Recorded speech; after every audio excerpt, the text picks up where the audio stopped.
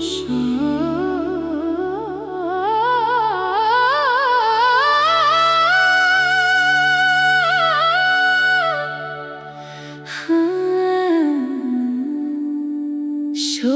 सिंगार करके ओ लाल चुनरिया ओ मैया, आव बधाई मोर अंगना जगमग होगे दुवरिया। शोला सिंगार करके ओ लाल चुनरिया ओ मैया, तोर चरणन में झुक थे मोर ये धरती औ दुनिया।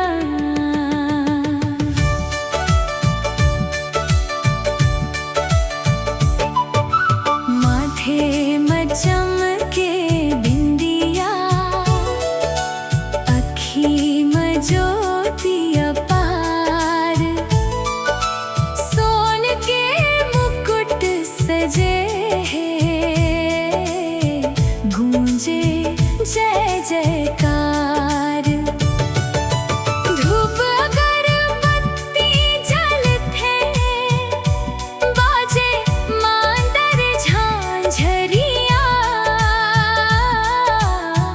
आव बधाई मोर अंगना भर देवव खुशहालिया।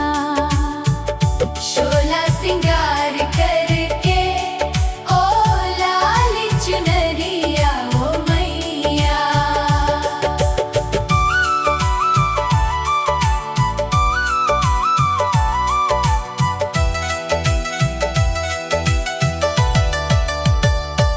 दूध भात के भोग लगावन, नारियल फूल चढ़ावन, भक्त मन के दुख पीराला हंस के दूर भगावन। तोर माया के छाव तले मिलथे सबला सहारा। जय जय अम्बे भवानी दाई, तैं जग के उजियारा। शोला सिंगार करके ओ लाल चुनरिया ओ मैया,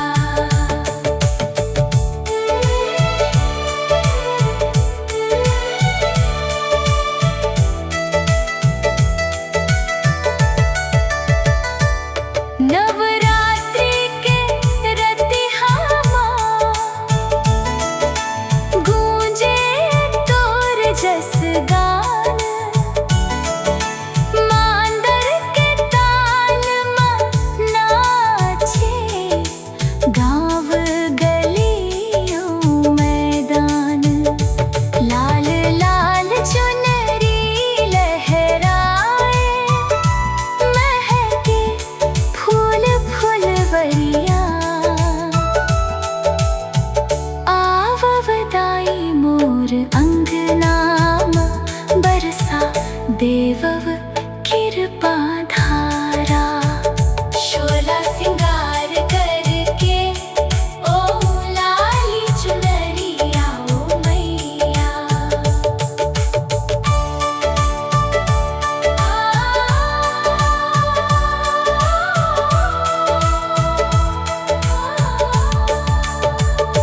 भक्त तोर दरबार माके मांगे सुख समृद्धि।